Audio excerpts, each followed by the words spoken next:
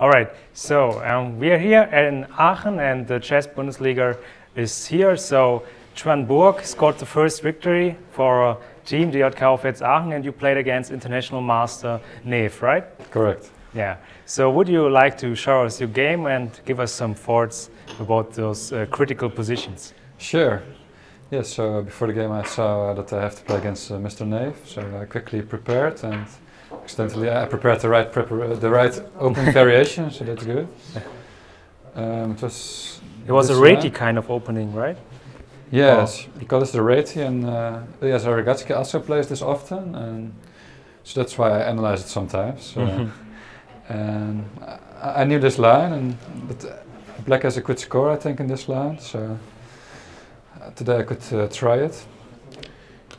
He plays Queen A4 check first to have black commit to knight c6. So the big alternative for white is just to take the pawn like this, but then black can play e5, knight e7, and he has a nice center, and I think black is very fine there. But my opponent went for castle. So here I play e5. So I think if this is a move that's possible, then it's a very nice move, because I have the center, a bit more space and so on. So this is the critical line.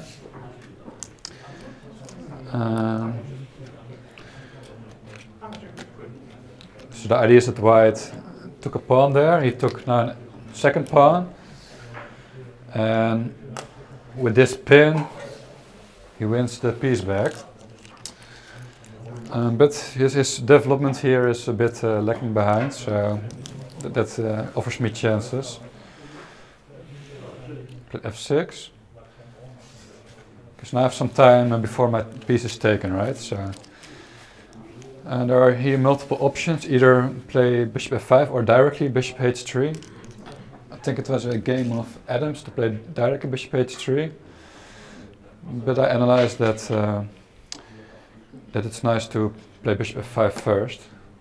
So that was finally in my opening lines. And I think white here has the option to go for the perpetual.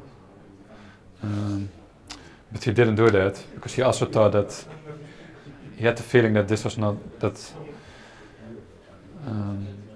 that white maybe can hope for an advantage. So play this here. So if he plays rook f2 now, with the queen here I can play knight h6, then he has some problems. Yes. So therefore he has to go here. I think knight h6 is also an option, but I like to defend my king like this, right? And anyway I want to go to f5. Always active moves here. Yeah, so I have to play active and quickly, because if I don't, then white has some time to get his pieces out, and okay, he has a better pawn structure, so that's why I play quick the whole game. I think this is the best move, and then I plan to give check and long castle, and then I think it's at least a draw for black. For example, after queen a6, queen b5. But he chose queen c3, which looks quite logical. I also play this here. Sorry, this is still here.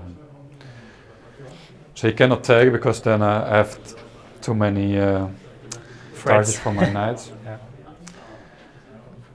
Yeah. So he played rook f2. If he plays e3, then I always can annoy him like this. For example, then I threaten mate like this, or queen knight to g3. So he played rook f2. Then okay, now the material balance is equal again, so that's nice. And as well, my pieces are a bit more active, and I really try to open the f-line quickly for my rook before his rook comes there. So you were satisfied right out? Yes. Out of the opening.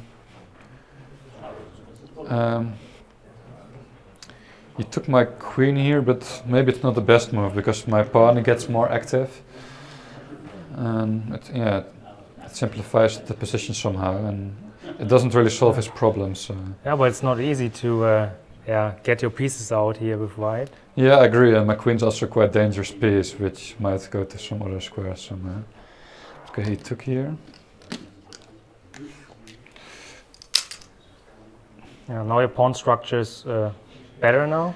It's a bit repaired, yes.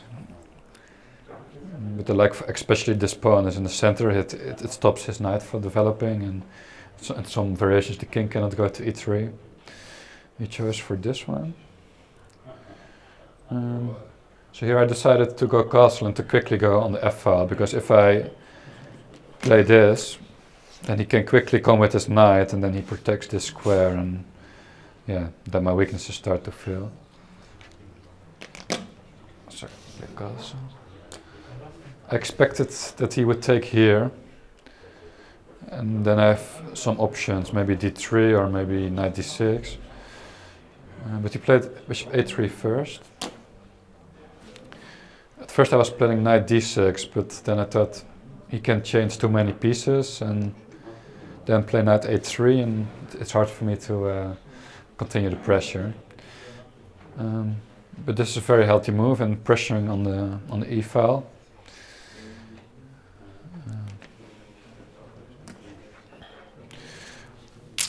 So here at first I was planning this, but yeah, it gives his knight a way to come forward, and I was not sure if it was winning.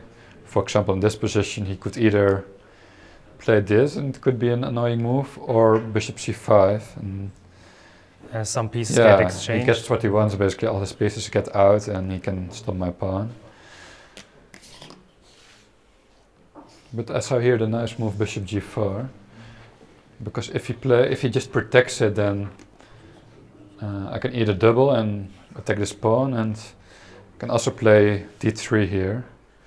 For example, if he takes, I can always go back, and he has also get to go back. So, and if you have this line again, sorry, this is here, I think. Yes. For example, in this line, I can always take with check, and the attack is much more powerful. I expected actually that he would play e3, so to give back the pawn and to go for this position. But the problem for him is that he cannot play this now because the bishop is hanging.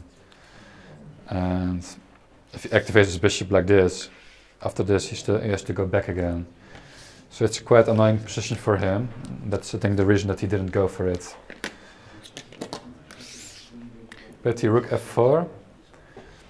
I was a bit surprised because rook e2 is really in the air now. One option is to take here directly, but I didn't like that he can run with his king like this and my pieces hang a bit. I was not too sure about this. And I quite like to move h5.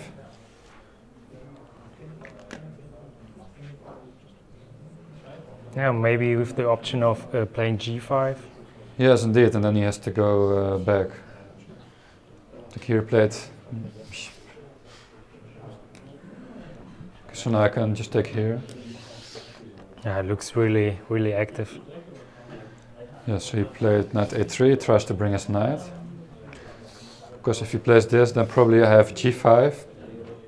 And that's not what he wants, so then I have an endgame with exchange in a very good position, I think. He pointed out that this probably also is quite strong, and then to play d3, because he cannot attack this pawn, and it's moving soon, right? But this was a very healthy move to me, so I just bring the rook, and yeah, some threats are coming.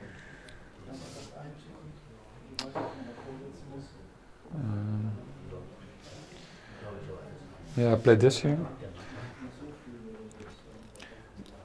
Actually, I was thinking it would be a mate after this, but actually you can go here. So I had to change my plan. But I took here.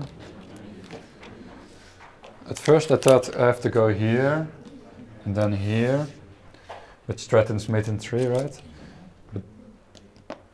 But it takes some time before I can threaten bishop g2. Yes. Maybe he could also play rook f1. Yeah, for example, if I play here, maybe he can go to here.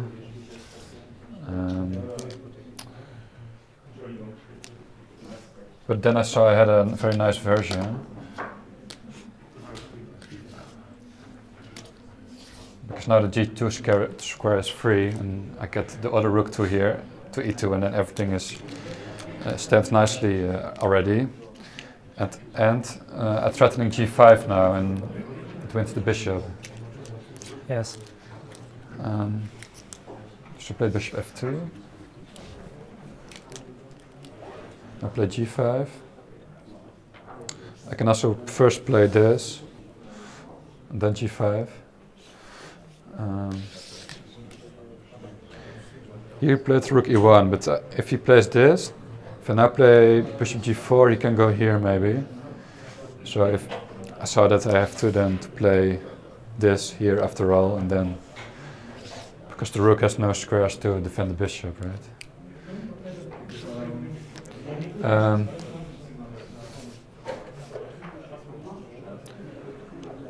So he decided to play rook E1. He was also short on time. But okay, I saw that I can take here, then attack the bishop. So here he had to resign. Then he resigned. Yes. Sorry, this is here. Okay, okay. Yeah. Because he cannot defend the bishop and threatening mate and yeah, nice game, really active play, so thank you. Thank you.